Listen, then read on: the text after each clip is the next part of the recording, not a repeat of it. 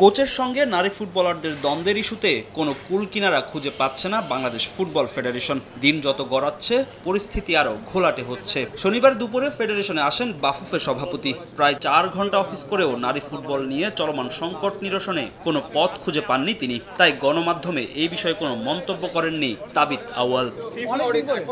নারী ফুটবল নিয়ে একের পর এক ইস্যুতে উত্তপ্ত দেশের ফুটবল অঙ্গন। বাফুফে সভাপতির অনুরোধের পরও পিটার বাটলারের অধীনে অনুশীলনে যোগ দেননি বিদ্রোহী নারী ফুটবলাররা। ফেডারেশনের বিভিন্ন সূত্রের খবর, সাবিনা, সানজিদা, মাসুরাদের ছাড়াই বাকি 12 ফুটবলারের সঙ্গে কেন্দ্রীয় চুক্তি সারতে যাচ্ছে বাফুফে, যেখানে যুক্ত হতে পারে বয়সভিত্তিক দলের ফুটবলাররাও। তাতেই বাদ পড়তে যাচ্ছেন বিদ্রোহী 18 ফুটবলার। তবে ফুটবলারদের সঙ্গে কেমন চুক্তি হচ্ছে তা নিয়ে মুখ খুলেনি বাফুফের কোনো কর্মকর্তা।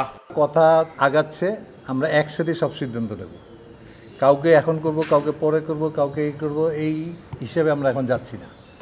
প্রেসিডেন্ট চেষ্টা করছে এবং অবশ্যই খুব ভালো রেজাল্ট আপনার খুব তাড়াতাড়ি পেয়ে যাবেন। সমাধান হচ্ছে, তারপরে তো চুক্তি হবে।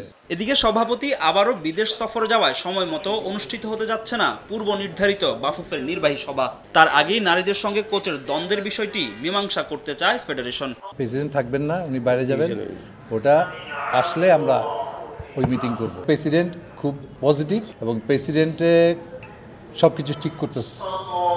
ইনশাল্লাহ খুব তাড়াতাড়ি এই সমস্যার সমাধান হবে। বাফুফের বিভিন্ন সূত্রের খবর, শেষ পর্যন্ত বিদ্রোহী নারী ফুটবলাররা অনুশীলনে যোগ না দিলে তাদের উপর চাপ দেবে না ফেডারেশন।